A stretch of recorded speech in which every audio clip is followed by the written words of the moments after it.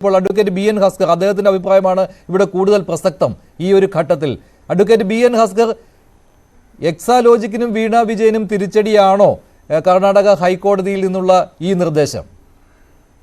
മഞ്ജുഷ്, ഇതിലൊരു വ്യക്തി എന്ന നിലയിലും ഒരു പൗരൻ എന്ന നിലയിലും ഏതൊരു വ്യക്തിക്കും ഹൈക്കോടതിയെ സമീപിച്ച് തനിക്കെതിരെ നടക്കുന്ന ഏതൊരു അന്വേഷണത്തെയും അതിന്റെ നിയമപരമായിട്ടുള്ള ബാധ്യതകളെ ചോദ്യം ചെയ്യുന്നുള്ള അവകാശമുണ്ട്. ആ അവകാശം ശ്രീമതി വീണ ടി, നിങ്ങൾ വീണ വിജയൻ എന്ന് ആവർത്തിച്ചു പറയുമ്പോൾ രജിസ്ട്രാർ ഓഫ് കമ്പനീസിൽ വീണ തൈക്കണ്ടി അല്ലെങ്കിൽ വീണ ടി എന്നാണ് ശ്രീമതി വീണയുടെ ഔദ്യോഗിക നാമമെന്നാണ് ഞാൻ മനസ്സിലാക്കുന്നത്. അതുതന്നെയാണ്. പക്ഷെ നിങ്ങൾ എപ്പോഴും മാധ്യമങ്ങളും വിമർശകരും വീണ വിജയൻ എന്ന് ആവർത്തിച്ച് പറഞ്ഞുകൊണ്ട് അതിൽ ഒരു വാലറ്റം ചേർത്ത് അവർ പോലും ഇടാത്ത ഒരു പേരിനെ നിങ്ങൾ പ്രശസ്തിക്ക് വേണ്ടി അല്ലെങ്കിൽ അത് ഇങ്ങനെ ചർച്ച ചെയ്യാനതിന് വേണ്ടി ഉപയോഗിക്കുന്നു എന്ന ഒരു വലിയ വിമർശനം ഇക്കാര്യത്തിൽ എനിക്കുണ്ട്. വീണ തൈക്കണ്ടി അല്ലെങ്കിൽ വീണ ടി എന്നറിയപ്പെടുന്ന നിങ്ങൾ വിളിക്കുന്ന ശ്രീമതി വീണ വിജയന് നിയമപരമായി ഒരു പൗര എന്ന നിലയിൽ ഇന്ത്യയിലെ കോടതികളെ സമീപിക്കാനുള്ള എല്ലാ അവകാശമുണ്ട്. ആ അവകാശത്തെയാണ് കോടതിയിൽ സമീപിച്ചതും ആ അവകാശത്തിൽ കോടതി മുമ്പാകെ അവർ നിർത്തിയിട്ടുള്ള വാദമുഖങ്ങൾ യുക്തമെന്നും നിയമപരമായി നിലനിൽക്കുന്നതാണെന്നും ആണ് ഈ ഘട്ടത്തിൽ എനിക്ക് തോന്നുന്നത്. കാരണം കർണാടക ഹൈക്കോടതിയിൽ അവർ ഉന്നയിച്ച വാദം 210 അനുസരിച്ച്, കമ്പനീസ് ആക്ടിന്റെ 210 അനുസരിച്ച് നടന്നിട്ടുള്ള അന്വേഷണം നടക്കുന്ന ഘട്ടത്തിൽ ആ അന്വേഷണത്തിന്റെ കാലപരിധി നിലനിൽക്കുന്ന ഘട്ടത്തിലാണ് 212 അനുസരിച്ചുള്ള എൻക്വയറി ഓപ്പൺ ചെയ്തിരിക്കുന്നത്. സ്വാഭാവികമായും സീരിയസ് ഫ്രോഡ് ഇൻവെസ്റ്റിഗേറ്റിംഗ് ഓഫീസ് നടത്തേണ്ട അന്വേഷണത്തിന് ചില മാനദണ്ഡങ്ങളുണ്ട്. ആ മാനദണ്ഡങ്ങൾ SFIO പാലിച്ചിട്ടില്ല എന്നുള്ളതും മറ്റൊരു വലിയ പ്രധാനപ്പെട്ട ആരോപണമായി അല്ലെങ്കിൽ ഒരു തർക്കമായി എക്സാലോജിക്ക് ബഹുമാനപ്പെട്ട കർണാടക ഹൈക്കോടതിയിൽ ഉന്നയിച്ചു എന്നാണ് ഞാൻ മനസ്സിലാക്കുന്നത്. ഒരു നാച്ചുറൽ ജസ്റ്റിസ് ഏതൊരു നിയമ സംവിധാനത്തിലും നാച്ചുറൽ ജസ്റ്റിസ് എന്ന് പറയുന്നതുണ്ട്. ആ നാച്ചുറൽ ജസ്റ്റിസ് എന്ന് പറയുന്നത് താങ്കൾ ഒരു കുറ്റകൃത്യം ചെയ്തിട്ടുണ്ടെങ്കിൽ ആ കുറ്റകൃത്യത്തെ സംബന്ധിച്ച് ഒരു കോർപ്പറേറ്റ് സ്ഥാപനം എന്ന നിലയിൽ SFIO ആദ്യം ശ്രീമതി എക്സാലോജിക്കിനോടും അതുപോലെ എക്സാലോജിക്കിന്റെ പ്രൊമോട്ടർ എന്ന നിലയിൽ ശ്രീമതി വീണ തൈക്കണ്ടിയോടും ചോദിക്കേണ്ടിയിരുന്നു എന്നിടത്ത് ഒരു വലിയ അപരാധം SFIO നടത്തിയിട്ടുണ്ട്, ഒരു വലിയ നിയമപരമായ പിശക് SFIO നടത്തിയിട്ടുണ്ട് എന്നുള്ളതാണ് വസ്തുത. ആ ഒരു നിയമപരമായ പ്രശ്നം ബഹുമാനപ്പെട്ട കർണാടക ഹൈക്കോടതിയിൽ ഉന്നയിച്ചിട്ടുണ്ട്. ഒരുപക്ഷെ ഒരു വ്യക്തി കോടതിയെ സമീപിക്കുമ്പോൾ ആ വിഷയവുമായി ബന്ധപ്പെട്ട് ആ ഫാക്ടുമായി ബന്ധപ്പെട്ടിട്ടുള്ള മുഴുവൻ നിയമപരമായിട്ടുള്ള രേഖകൾ അടക്കം നൽകുന്നതിന് സന്നദ്ധയാണ് എന്നുള്ളത് കൊണ്ടാണ് കോടതിയെ സമീപിക്കുക. ഇല്ല, സന്നദ്ധയായിരുന്നില്ലല്ലോ അഡ്വക്കേറ്റ് ബി എൻ ഹസ്കർ.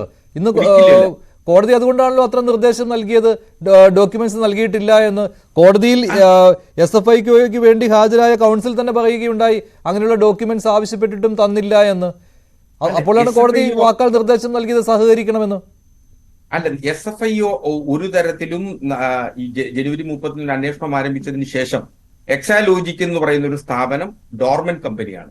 ഒരു കോർപ്പറേറ്റ് കമ്പനി ഡോർമെന്റ് ആയി കഴിഞ്ഞാൽ ആ കമ്പനി നിലനിൽക്കുന്നില്ല അല്ലെങ്കിൽ പ്രവർത്തനരഹിതമായിരിക്കുന്നു. അങ്ങനെ പ്രവർത്തനരഹിതമായിരിക്കുന്ന ഒരു കമ്പനിയിൽ നിന്ന് SFIOയ്ക്ക് ഒരു തരത്തിലും രേഖകൾ ആവശ്യപ്പെടുന്നതിന് നിയമപരമായി പരിമിതിയുണ്ട്. ഡോർമെന്റ് ആയതിനെ കുറിച്ചും അന്വേഷിക്കുന്നുണ്ട്. ഈ ROCയുടെ റിപ്പോർട്ടിൽ എങ്ങനെയാണ് ഈ ഡോർമെന്റ് ആയത് എന്നതിനെ കുറിച്ചും വിവരിക്കുന്നുണ്ട്. അത് നിയമവിരുദ്ധമായ രീതിയിലാണ്. 2 വർഷം എങ്കിലും പ്രവർത്തനം നടത്താത്ത കമ്പനിക്ക് മരവിപ്പിക്കൽ സ്റ്റാറ്റസിന് അർഹതയുള്ളൂ. അതല്ല, 2021 ട്രാൻസാക്ഷൻ നടത്തിയ കമ്പനി 2022 മരവിപ്പിക്കൽ അപേക്ഷ നൽകി. അതെങ്ങനെ ശരിയാകുമെന്ന് ROC തന്നെ കണ്ടെത്തിയിട്ടുണ്ട്. അപ്പോൾ അതും നിയമവിരുദ്ധമാണെന്ന് കണ്ടെത്തിയിട്ടുണ്ട്. അപ്പോൾ അതിനെപ്പറ്റിയും അന്വേഷണം നടക്കുമ്പോൾ അതിനെക്കുറിച്ചുള്ള രേഖകളും ആവശ്യപ്പെടുമ്പോൾ ഞങ്ങൾ ഡോർമെന്റ് ആയ കമ്പനിയാണ്, നൽകാൻ പറ്റില്ല എന്നുള്ള മറുപടി എങ്ങനെ നൽകാൻ പറ്റും? അങ്ങനെയല്ല, ഒരു കമ്പനി ഡോർമെന്റ് ആവുന്നതിന് 3-4 കണ്ടീഷൻസ് ഉണ്ട്.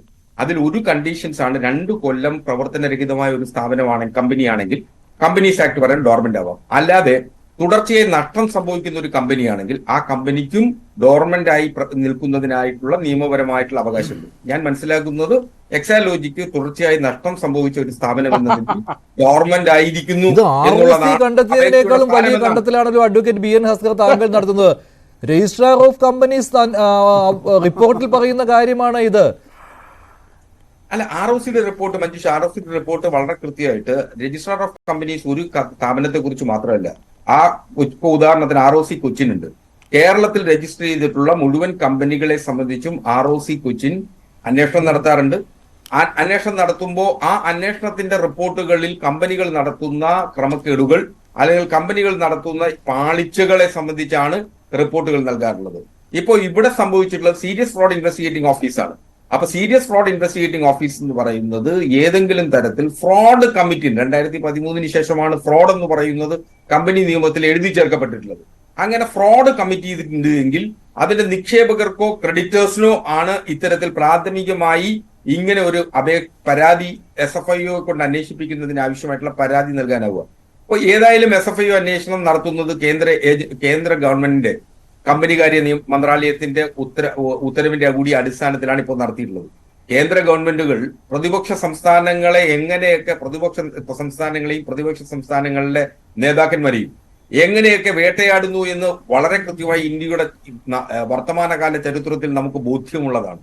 അത്തരം ഒരു ബോധ്യപ്പെടേണ്ട തുടർച്ച എന്ന നിലയിലാണ് ഇടതുപക്ഷവും CPM-ഉം ഇതിനെ രാഷ്ട്രീയ വേട്ടയാടലായി കാണുന്നത്. അല്ല, രാഷ്ട്രീയ വേട്ടയാടലായി നിങ്ങൾ കാണുമ്പോഴും ഇതിൽ പൊതു താല്പര്യമുണ്ടോ ഇല്ലയോ എന്നുള്ള കാര്യം കൂടി കോടതികളിൽ ചർച്ചാ വിഷയമാവുകയാണ്. ഇപ്പോൾ കർണാടക ഹൈക്കോടതിയിൽ എക്സാലോജിക്കിന്റെ അഭിഭാഷകൻ ഈ രണ്ട് വകുപ്പുകൾ അങ്ങോട്ടും ഇങ്ങോട്ടും പറഞ്ഞുകൊണ്ട് വാദിച്ചതിനൊപ്പം തന്നെ ഇപ്പോൾ 210-ഉം 212-ഉം അനുസരിച്ചുള്ള എൻക്വയറിയെ പറ്റി പറഞ്ഞതിനൊപ്പം തന്നെ പബ്ലിക് ഇൻട്രസ്റ്റ് ഇല്ലാത്ത ഒന്നാണ് എന്ന് സാധൂകരിക്കുന്നതിന് വേണ്ടി ശ്രമം നടത്തി. അതിന് അദ്ദേഹം പറഞ്ഞതൊരു IT കമ്പനിയാണ്, അവരുടെ ജോലി എന്ന് പറയുന്നത് സോഫ്റ്റ്വെയർ സപ്ലൈ ആണ്. ഇങ്ങനെ സോഫ്റ്റ്വെയർ സപ്ലൈ ചെയ്യുന്ന ഒരു കരാറിൽ ഏർപ്പെടുന്നതിൽ അതിലൊരു പൊതു താല്പര്യവുമില്ല, പബ്ലിക് ഇൻട്രസ്റ്റ് ഇല്ല എന്നാണ്. അവിടെയും സഹാറ ഇടപാടിനെയാണ് കോട്ട് ചെയ്തത്. അവിടെ ഒരു പൊതു താല്പര്യം ഉണ്ടായിരുന്നു, അന്ന് SFIOയ്ക്ക് അങ്ങനെ അന്വേഷിക്കാമായിരുന്നു. പക്ഷെ ഇവിടെ പൊതു താല്പര്യമില്ല എന്ന്. ഇത് ജനങ്ങളുടെ പണം കൂടിയാണ് സർ, ഈ പൊതു താല്പര്യമില്ല എന്നൊക്കെ പറയുമ്പോൾ. മഞ്ജുഷ്, ഇതിൽ പൊതു താല്പര്യം എന്ന് പറയുന്നത് എക്സാലോജിക്കിനെ സംബന്ധിച്ചിടത്തോളം നാം CMRL-നെയും അതുപോലെ തന്നെ KSIDC-യുടെയും ചേർത്ത് വായിക്കുമ്പോഴാണ് ഇത് പൊതു താല്പര്യം വരുന്നത്. എക്സാലോജിക്കിനെ സംബന്ധിച്ചിടത്തോളം നിയമപരമായി യാതൊരു പൊതു താല്പര്യവും ഇല്ല എന്നുള്ളതാണ് വസ്തുത. നിയമപരമായി പൊതു താല്പര്യം ഇല്ല എന്ന് പറയുമ്പോൾ എക്സാലോജിക് എന്ന് പറയുന്നത് ഒരു വ്യക്തി നടത്തുന്ന ഒരു സ്വകാര്യ IT കമ്പനി മാത്രമാണ്. അപ്പോൾ ആ IT കമ്പനിയെ സംബന്ധിച്ചിടത്തോളം പൊതുമധ്യത്തിലോ പൊതുസമൂഹത്തിലോ യാതൊരു ബാധ്യതയും ഒരു കോർപ്പറേറ്റ് സ്ഥാപനം എന്ന നിലയിലുള്ളതിനപ്പുറം യാതൊരു ബാധ്യതയും ഉത്തരവാദിത്വം പൊതുസമൂഹത്തോടില്ല. അതാണ് പൊതു താല്പര്യത്തിന്റെ പ്രശ്നം ഉദിക്കുന്നത്. അതാണ് പൊതു താല്പര്യമില്ല എന്ന അർത്ഥത്തിൽ എക്സാലോജിക്കിന്റെ അഭിഭാഷകൻ അതൊരു വികലമായ വാദമായിട്ട് മാത്രമേ കാണാൻ കഴിയുകയുള്ളൂ. പൊതു താല്പര്യമേ ഉള്ളൂ ഈ വിഷയത്തിൽ. CMRL എന്നുള്ള കമ്പനിയിൽ KSIDC പോലും 14% ഓഹരി ഉള്ളവരാണ്. അത് അപ്പോൾ പൊതു താല്പര്യത്തിന്റെ അളവ് കൂടുകയുള്ളൂ ഈ വിഷയത്തിൽ. അപ്പോൾ ഇത്തരത്തിലുള്ള വാദമാണ് എക്സാലോജിക്കിനെ രക്ഷിച്ചെടുക്കുന്നതിന് വേണ്ടി നടക്കുന്നത്. ശരി, നടക്കട്ടെ.